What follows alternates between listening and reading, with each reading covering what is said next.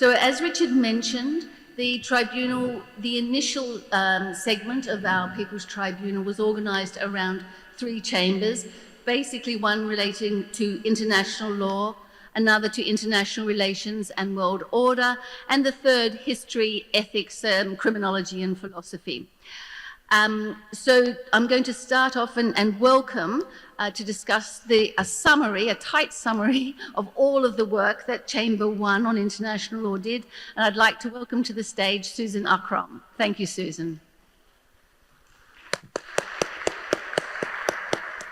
And could I ask speakers, because in order for the jury to hear adequately, to slightly face towards the jurors, if that's possible.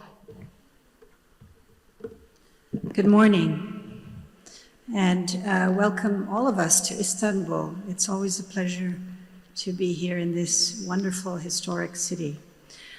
My task is simply to introduce the objectives and the work of the International Law Chamber of the Gaza Tribunal.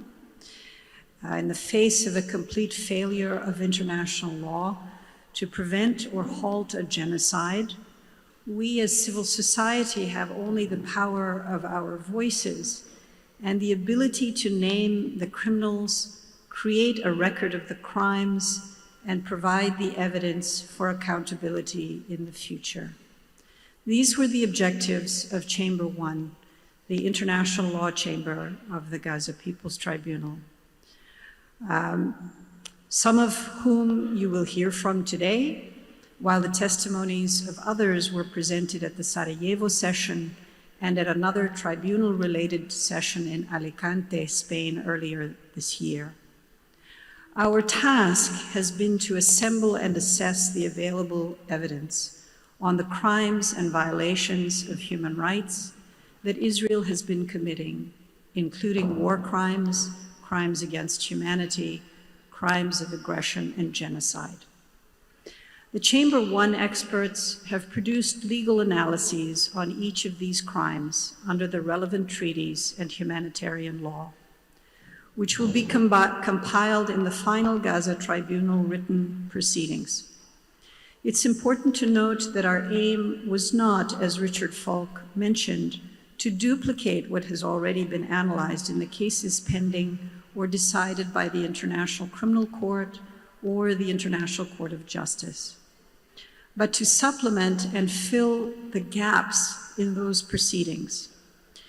It has also been our aim to identify the weaknesses in the existing legal tribunals and the frameworks within which they operate. For example, we attempted to frame issues that are not adequately covered in existing law, such as ecocide, scholasticide, ethnic cleansing, the use of technology to target and massively kill civilians, and identify weaknesses in occupation law and the right of occupied people to resist. In support of the legal frameworks, we marshaled survivor, witness, and expert testimony from Palestinian, regional, and international civil society organizations and others who could provide credible evidence about these crimes. This evidence was presented at the public sessions in Sarajevo, and more will be presented over the next few days. In a full day of testimonies in Sarajevo, experts and eyewitnesses called by Chamber 1 addressed the root causes of the genocide, covering the Nakba and the colonial project in Palestine. Our experts addressed the elements of genocide, connecting it to apartheid, and the denial of Palestinian self-determination. Building on the root causes and the legal frameworks of the foundational crimes, our experts provided testimony on distinct patterns of genocide. For example, the crimes and wrongs of torture, the holding of political prisoners incommunicado, and arbitrary detention of thousands of Palestinians without charge or trial, held hostage by Israel, but not characterized by the media or public as such. The related crimes of famine and deprivation of the right to food were also detailed by witnesses, including the complete destruction of agriculture, access to water, and the prevention of vital humanitarian aid from entering in the ongoing crippling siege of Gaza. Finally, Chamber 1 experts have analyzed particular types of war crimes that have reached a level of intensity and scope in Gaza not seen in recent conflicts around the world. The massive disproportionate targeting of civilians, the almost complete and deliberate destruction of the Gaza healthcare system, and the targeting of reproductive systems. In Sarajevo, Dr. Mimi Sayed and Dr. Thaer Ahmed, who have both served in Gaza, provided detailed evidence of the purposeful shooting of children in the head. The disproportionate numbers of children targeted for death by the Israeli military. According to Dr. Sayed, over 80% of the children she treated in Gaza were under the age of 10. They testified about the effects of lack of medication, lack of clean water, lack of electricity, lack of anesthesia on women and children in particular, all magnified by the deliberately enforced famine.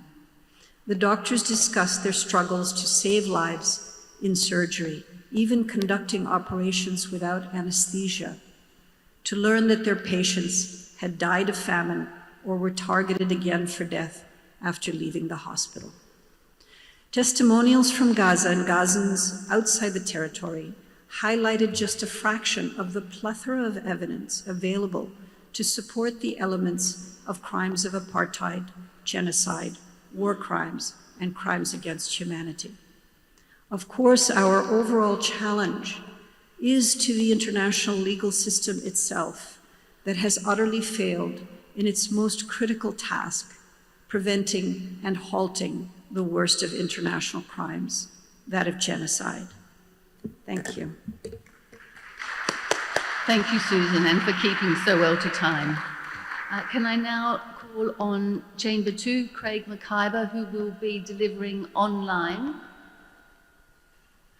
And Craig will summarise the work of the Chamber 2, which dealt with international relations and world order. Welcome, Craig. Thank you, Penny. Distinguished members of the jury, Chamber 2 is responsible for examining international relations and world order, including the response of international institutions and the broader international order to the genocide in Gaza.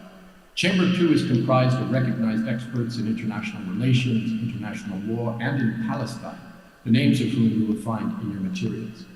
Distinguished jury, the findings of Chamber 2 are a story of contrasts, the contrast between the human rights promise of the post-war international order on the one hand, and the absolute abject failure of the international system to deliver on that promise on the other hand. The contrast between the courageous and principled action of some in the international system, such as the independent human rights rapporteurs of the UN, the humanitarians of UNRWA on the one hand, and the inaction, abdication, and at times direct complicity of the political corridors of the organization on the other. And the contrast between the rhetoric about human rights and the rule of law of Western states like the US, UK, and Germany on the one hand, and their outright complicity in the denial of the human rights of the Palestinian people on the other. In sum, despite a mandate to act, ample warning, mountains of evidence, and the live streaming of the Israeli regime's crimes, the open declaration of the regime's genocidal intentions, and a global demand for action, the international system has failed to stop genocide in Palestine, and it is now poised to deny both accountability and redress. Many, with the obligation and capacity to act, have simply chosen to allow the genocide to continue. Worse, the actions of some have actually contributed to the reinforcing of Israeli impunity, the very impunity that is a key root cause of the regime's serial criminality. As a result, those actors in the international sphere, the institutions they represent, and the broader international system in which they are situated, have suffered a serious, perhaps fatal blow to the legitimacy and ultimately to their sustainability. The work of our chamber reveals that these failures have been absolute in the genocide in Palestine and in the century of Nakba endured by the Palestinian people. It shows that the Gaza genocide is only the latest and most extreme phase of the ongoing Nakba, which Lara Alborno described as, quote, a century-long violent settler colonial process aimed at eliminating the indigenous Palestinian population to consolidate Jewish-Israeli settler sovereignty over an ever-expanding territory. Here too, the failures and complicities of the international system are evident, beginning with the original sin of partitioning the land against the will of the indigenous people in 1947, and continuing with the reinforcing of the Israel exception to international law until today. Sami Al-Aryan explains in Chamber 2 that dismantling structures of domination like Zionism is the only path to genuine peace and the only remedy proportionate to the catastrophe that began with the Nakba and continues through the Gaza genocide. Quote, a system built to dispossess cannot be reformed into justice, end quote. The work of Halal Alvar in our chamber reveals how Gaza exemplifies how political power shields perpetrators from accountability in the international system.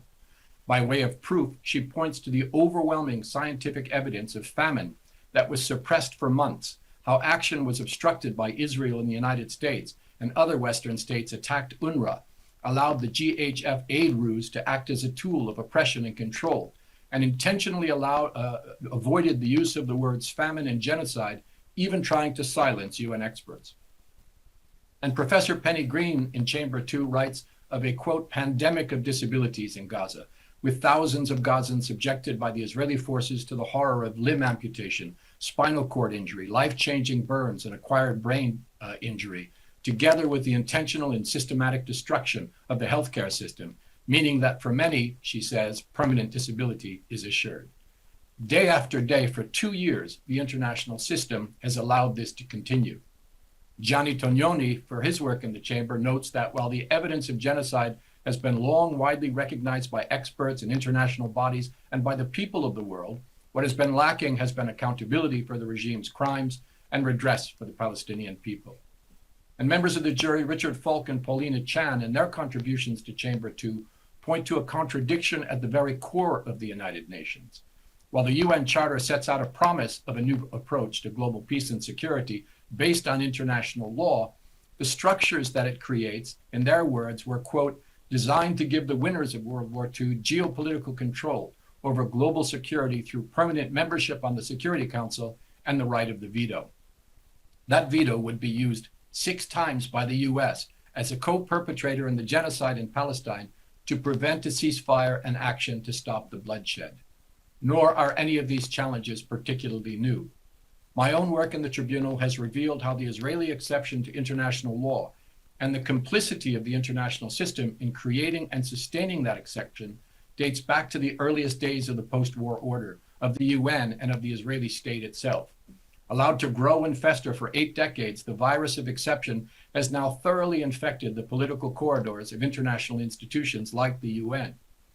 The genocide of the past 2 years in Palestine and the inaction and even complicity of some international institutions has revealed the depth and breadth of that infection.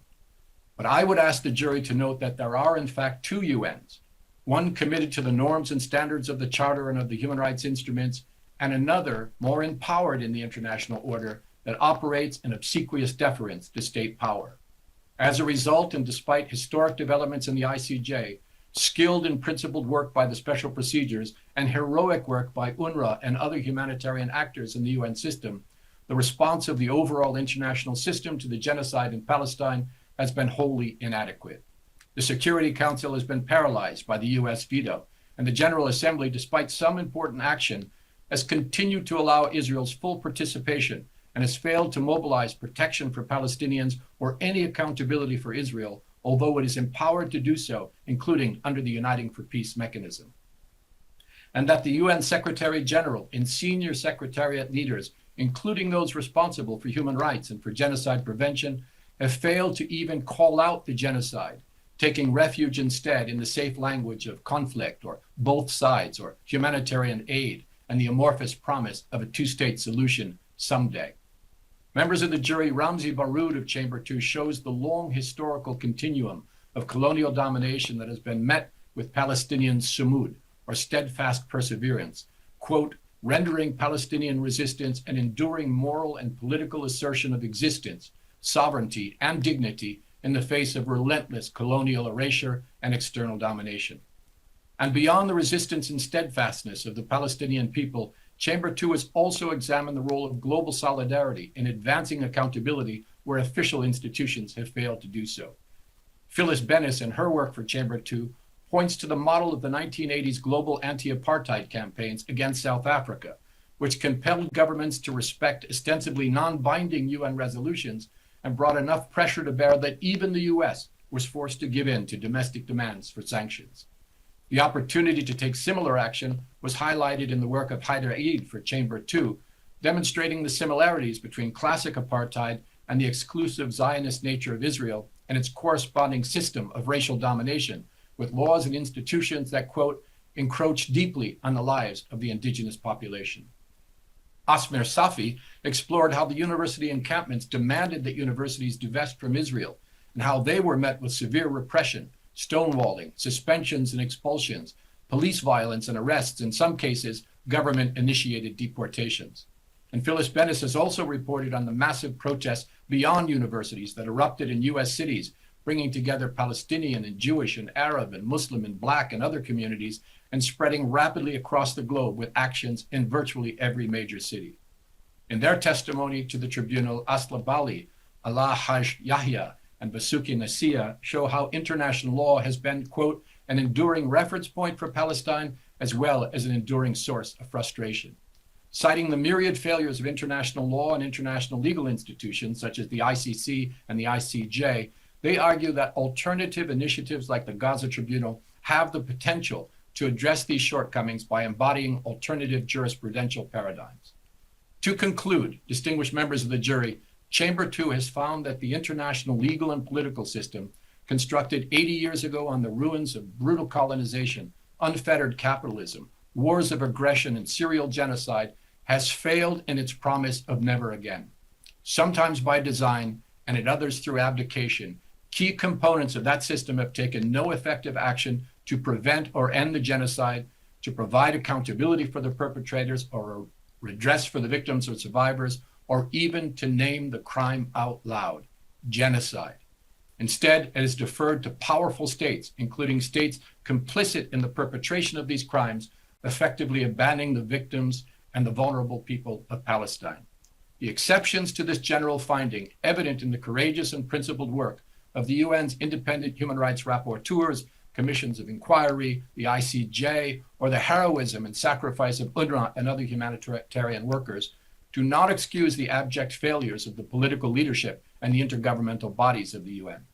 But the Chamber 2 reveals that there is an international body beyond and above the Security Council.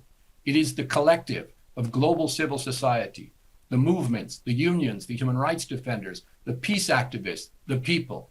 They have been active where official institutions have been absent, in the people's encampments on university campuses, the people's demonstrations in capitals across the world, the people's marches through the Sinai, the people's flotillas sailing the Mediterranean to break the siege, the people's movements like BDS, and the people's tribunals like this one. And it is these movements of people that provide a light in what has otherwise been one of the darkest moments in human history. I hope the jury will hold them up as beacons of morality and justice, even as you hold accountable the international institutions that in trepidatious deference to power have abandoned their mandates, abandoned the Palestinian people, and abandoned we the peoples of the United Nations. I thank you.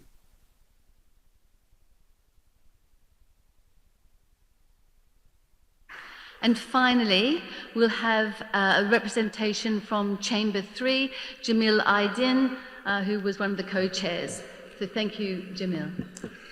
Dear distinguished members of the Jury of Conscience, Chamber 3 is composed of more than 10 scholars, of historians, genocide scholars, philosophers, ethicists, and we focus on the ideological roots of the genocide and try to understand how this happened despite the slogans of never again, and how humanity failed Palestinians, and how the perpetrators weaponized myths and lies about history, how they distorted ethical and philosophical concepts to justify a live stream genocide. I want to highlight 7 points, 1 minute each, about their findings. First, our experts made clear that the genocide we are witnessing is not a single event of a short period that started on October 7, but it's a century-long process which begins with dehumanization and ends with erasure and destruction of Palestinians. In between these two events, there are often concurrent a number of recognizable stages that include the test moment of violence, segregation, systemic weakening of the victim populations of Palestine, mass annihilation, denial, and erasure that has been happening for more than 100 years. Thus, our experts note that the genocide is best understood, in addition to international law, through a state crime paradigm which centers on human rights violations committed in pursuit of state organizational goal and security. Two, our chamber members emphasize that the Israeli state was created as a settler colonial project imposed on the region by European imperial expansion to Arab provinces of the Ottoman Empire after World War I, symbolized by British Empire's commitment to create an ethno-national state in the Balfour Declaration of 1917. Our historians emphasize that this was an unexpected and undeserved imposition from outside. Cosmopolitan Palestinian populations composed of Muslims, Christians, and Jewish Arabs were equal citizens of the Ottoman state, with representatives in the Ottoman Parliament in Istanbul before World War I and British colonial rule. We repeat that there was no clash among different religious communities and Jews and Christians and Muslims before the British colonial rule and its imposition of Zionism to justify what happened afterwards. Our experts also emphasize that the Israeli settler colonialism of the last 100 years relies on an internal logic of genocide towards the indigenous native populations in Palestine, formulated by the biggest lie ever about the process, which is called, in a sentence, Palestine is a land without people promised to a people without land. That was never true. According to this logic, native Palestinian populations had to be expelled and erased as the only way to ensure the majority domination of Zionist settlers in the proposed state. This internal logic of genocide has continued and been normalized since the beginning of the British colonial rule over Palestine about a century ago.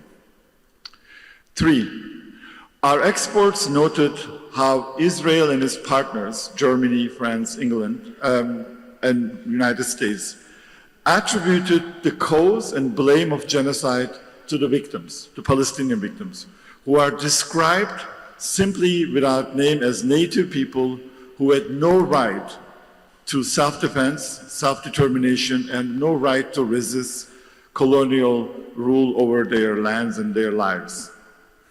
Israeli regime presents its genocidal action as a necessity to create absolute security for the future of their state and justify mass murder and mass destruction in Gaza as a collateral damage.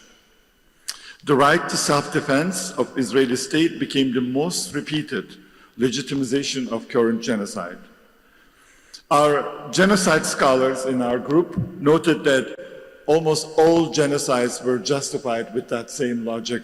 Genocides are not a big hate crime. Genocides always happen with the security logic.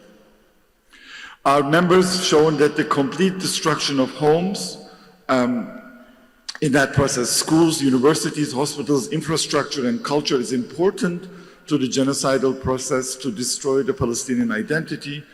In addition to the destructive side of Israeli colonization, our members emphasize Israel's strategy of Judaization of Palestine through the discipline of archaeology to promote the erasure of the history of indigenous Arab natives who inhabited this land for thousands of years. Four, Our experts noted the moral hypocrisy of the Israeli claim to build a homeland for victims of European anti-Semitism and Zionist settlers from Europe and America in Palestine by destroying the very homes of native Palestinians through the process of domicide. In addition to showing the link between the logics of homemaking for Zionist settlers and home destruction of native Palestinians, chamber members examined the specific targeting of Palestinian universities, educational institutions, libraries, archives, in a process that is described as scholasticide, while Israeli universities have been receiving overwhelming support from Western governments. Some of the experts describe how the live streaming overkill of Palestinians in Gaza, it has relied on a global betrayal of the rules-based international order built after World War II, and the immoral backing of Israel's depiction of Palestinians as deserving to be erased as a threat to the security of Israel. 5, our experts critically examined the Israeli strategy of denial in occupied Palestine by juxtaposing or depicting the negative experience of destruction and erasure with the falsified lies and narratives of change, construction, and revival, best seen in the foundational myth that Israel has made an empty desert bloom with no acknowledgement of Palestinian agricultural life and prosperous Palestinian society before the colonial occupation. This slogan of Israel turning desert into bloom has been repeated by European Union chair and other politicians. Chamber members repeated that how Israel planted trees and tried to create forests sometimes over the very destroyed villages and towns from the ethnic cleansing war of 1948 Nakba as acts of Palestinian erasure. 6, our experts critically noted the significance of the weaponization of the theory of uniqueness of Holocaust by Israel and its backers to defend the genocidal destruction of Palestinian population. We found this to be extremely important. Claiming that the genocide of the European Jewish population by Nazi Germany is a singularly unique evil in world history. The Israeli regime and its supporters, such as German government, then argued that Israel could never be accused and guilty of similar crimes as the victims of that unique evil. Majority of the genocide scholars in the world today deny this uniqueness argument and approach genocide comparatively and establish links between Holocaust, the Nakba of Palestinians, and many other colonial genocides in Asia, Africa, and Latin America, Western Hemisphere. By positing the unique victimhood of European Jews in modern world history, Israeli regime and sponsors then asked the indigenous Arab populations of Palestine sometimes to give up their lives and homeland for those victims from Europe as an atonement, as a key term, for Europe's crimes and compensation, even though Palestinians had nothing to do with European anti-Semitism or Nazi Empire's crimes during World War II. By abusing this theory of the uniqueness of the Holocaust experience and identifying the Jewish religion with Israeli state and Zionism, pro-Israeli governments, especially the US government, silence and demonize any critic of Israel's genocide as anti-Semitic hate crime and try to ban it. Last point is about the language of civilization utilized to justify the genocide. Israel often calls its genocide is a battle of civilization against barbarism, a language we noted that it was commonly used during the era of European colonialism in Africa and the Latin America, Western Hemispheres. We reject presenting the current genocidal assault in Gaza as a continuation of also a 1,000-year clash between members of Jewish and Muslim communities or a clash between two civilizations. In fact, our reports show that the very clash of civilization theory is invented and developed by scholars to deny the justice claim and demands for equal rights by Palestinians in the 60s and 70s. To conclude, our chamber repeats that the never again should mean never again, regardless of who the victims are and who the perpetrators are, and we hope that our reports will be of use to the jury. Thank you. Thank you very much, Jenya. Now I'm going to briefly step out of my moderator role and discuss a little bit about what happened in Sarajevo.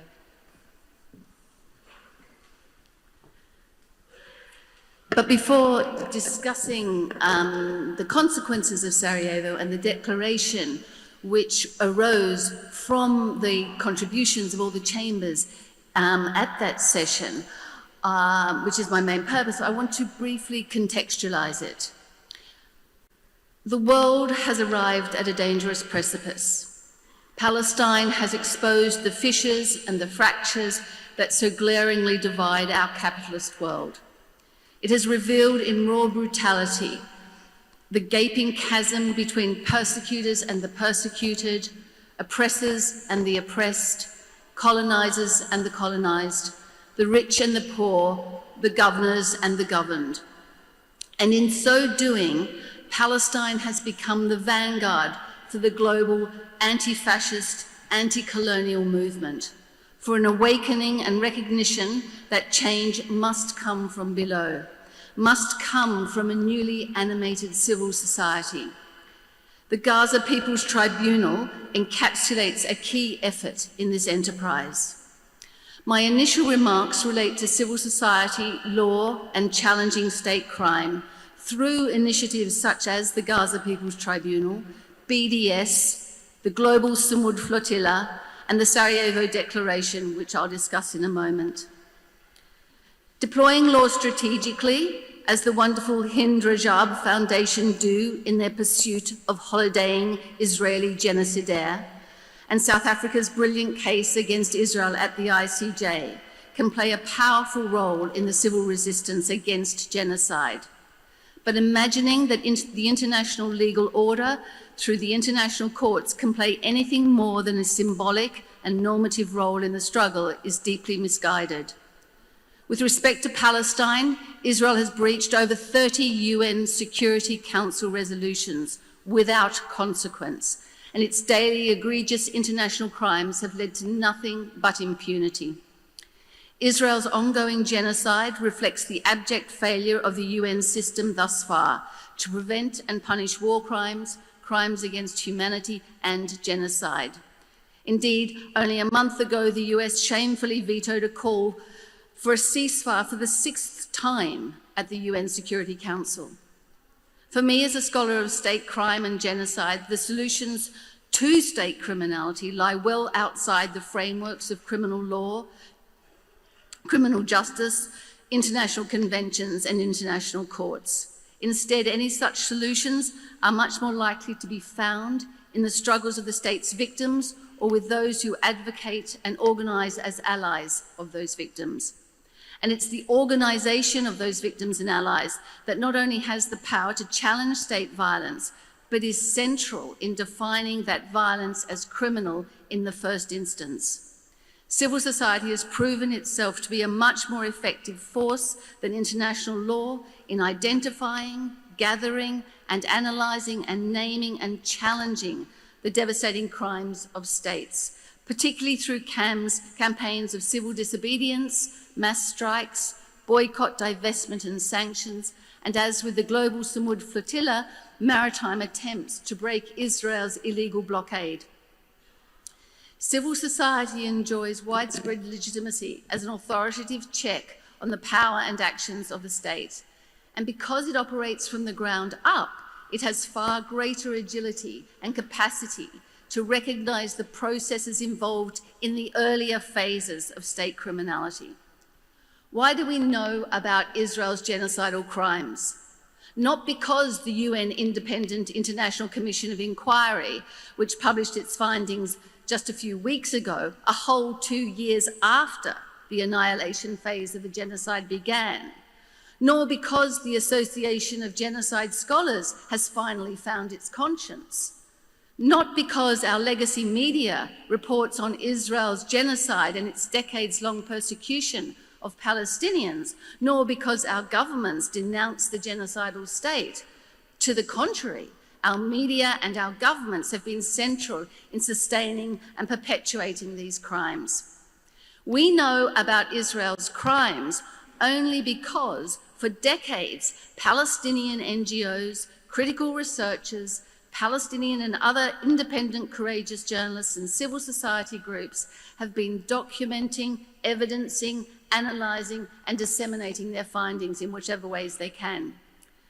The Israeli crimes embodied in all the stages of genocide have thus been known for many years and include its decades-long policies and practices of settler colonialism, ethno-supremacism, apartheid, racial segregation, persecution, unlawful settlements, the denial of the right to return, collective punishment, mass detention, torture and cruel and inhuman treatment and punishment, extrajudicial executions, systematic sexual violence, demolitions, forced displacement and expulsions, ethnic purges, and forced demographic change, as well as forced starvation, and the systematic denial of all economic and social rights. And now we're witnessing extermination. Civil society has been at the heart and centre of all evidence gathering in relation to all these crimes. And this work by civil society, not by the courts, not by the UN, not by the mass media, not by our governments, has led efforts to successfully name Israel's crimes as settler colonialism, apartheid, and genocide. Unlike a court of law, the Gaza People's Tribunal begins from the premise that Israel is committing genocide, as Richard mentioned, that it is a settler colonial apartheid state underpinned by the racist ideology of Zionism. We don't require the hypothetical ruling of an international court, nor the dreadfully belated judgment of a UN independent commission to determine that a genocide is happening and has perhaps been happening incrementally since 1917. The evidence is manifold. Thousands of Palestinian and global civil society organisations, historians, state crime theorists, international relations scholars, philosophers, and international lawyers all agree. We start from a recognition that governments and the international legal order have not simply failed the Palestinians, but they have actively enabled Israel's impunity and partnered its decades-long colonial persecution of the Palestinian people. For us, the challenge of justice and resistance falls to civil society, to acts of solidarity, to social movements, and to people of conscience everywhere. It understands the need to mobilise the power of the people in their millions to challenge the crimes of the Israeli regime and its co-conspirators, our own governments in the US, Europe, and the Middle East. The tribunal seeks to counter the forces of evil with the forces of justice by bringing pressure to bear in every sector and making clear that genocide will not be normalised, that apartheid will not be normalised, that colonialism will not be normalised, that Israel and its Zionist underpinnings will not be normalised, and in doing so, ensuring that fascism will not be normalised. We know that the Zionist regime is committed to seeing out its genocide, and we know that its principal genocidal partner, the United States government, is equally committed to this genocide and to the erasure of Palestine. At the same time, we know that other Western governments, like the UK and Germany and complicit Arab states, have fully endorsed Israeli impunity and continue to do so. So the question is, how, in the face of such powerful forces of carnage, do we stop a genocide? How do we dismantle the Zionist state and those global powers whose ultimate goal is the erasure of Palestine, knowing that law and its international mechanisms are not the answer? The tribunal is clear. Genocide will only end through the steadfastness of the Palestinian people, coordinated resistance against Israel's genocide, the solidarity of the rest of the world, and the isolation, weakening, and dismantling of the Zionist regime and the global political and economic structures that support it. And so to the Sarajevo Declaration, which was the culmination of our work in Sarajevo. We laid out, as we've heard, the context for Israel's genocide in Sarajevo, and over the course of 4 days, we listened to testimony on the history and ideological foundations of the genocide, on the crimes Israel and its partners have committed, and on the geopolitics fueling the genocide and its impunity. The Sarajevo Declaration was the culmination of the work of the tribunal to date, and it was both an unequivocal condemnation of Israel's genocide and a clarion cry to global civil society, an urgent call to action, and a commitment on the part of the Gaza People's Tribunal to work with partners across global civil society to bring an end to this genocide. So the declaration embodies a series of demands around which civil society is already organising, demands which speak directly to the myriad crimes we've heard about. The declaration thus demands, amongst other things, an immediate withdrawal of Israeli forces from Gaza and an end to the genocide, to all Israeli military action, an end to forced displacement and expulsions, an end to the settlement activities, an end to the siege of Gaza and to restrictions of movement in the West Bank. It calls for the immediate and unconditional release of all prisoners, including the thousands of Palestinian women, men and children held most often without charge in abusive Israeli detention facilities.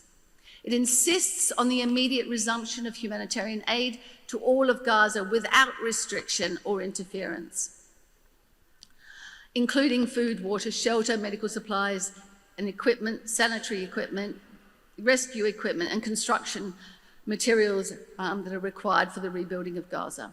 It also calls for a complete withdrawal of Israeli forces from Lebanese and Syrian territory, and of course would have included a demand for the immediate cessation of Israel's bombings and targeted assassinations in Iran, Yemen, Qatar and Tunisia had they occurred before May 2025.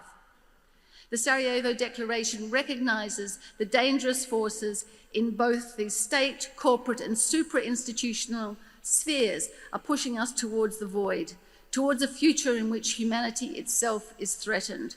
The events of the past 24-25 months and the Tribunal's own deliberations have convinced us both that key international organisations and most countries in the world, whether acting individually or collectively, have not only failed in defending the rights of the Palestinian people and responding to the Israeli regime's genocide in Palestine, but have to varying degrees been complicit or actual partners in these crimes.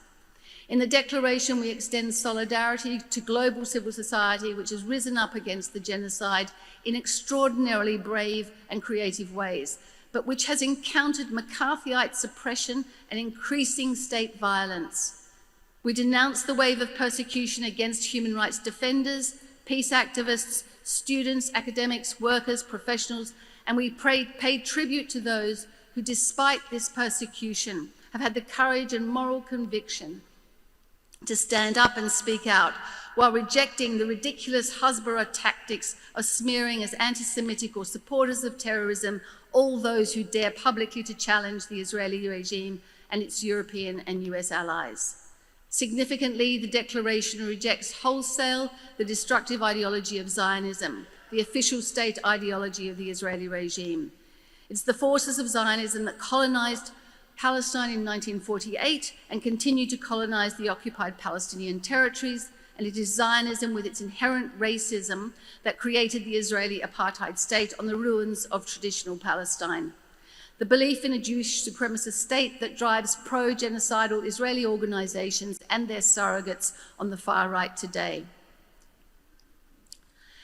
The Declaration demands immediate action to isolate, contain and hold accountable the Israeli regime through universal boycott, divestment, sanctions, a military embargo, suspension from international organizations and the prosecution of all its perpetrators. The final lines of the Declaration are worth repeating. And I quote, "The challenge of justice now falls to people of conscience everywhere, to civil society and to social movements, to all of us. Palestinian lives are at stake. The international moral and legal order is at stake. We must not fail. We must not relent." And to conclude, millions of people continue to march in cities around the world. Civil resistance groups target Israeli-linked armaments factories, Trade unions have blocked weapons shipments to Israel. The BDS movement, particularly through academic and cultural boycotts, has grown in power, and a phenomenal 26,000 people signed up for the global Samud flotilla in an attempt to break the siege. The message of the Sarajevo Declaration is that in spite of, because of, the forces of darkness we find ourselves surrounded by, we must continue to do everything, everywhere, and at all times to stop Israel's attempts at Palestinian erasure, and at the same time to restore justice and humanity in a world hurtling towards fascism. In his closing address to the final session of the Vietnam War Crimes Tribunal, Bertrand Russell declared in words that equally impel our resistance today, and I quote, and I'll end on this quote, "The napalm and pellet bombs, the systematic destruction of a heroic people, are a barbarous rehearsal. The starving and the suffering will no longer die in silence. We must discredit the arrogant demand that they protect our comfort with their quiet agony."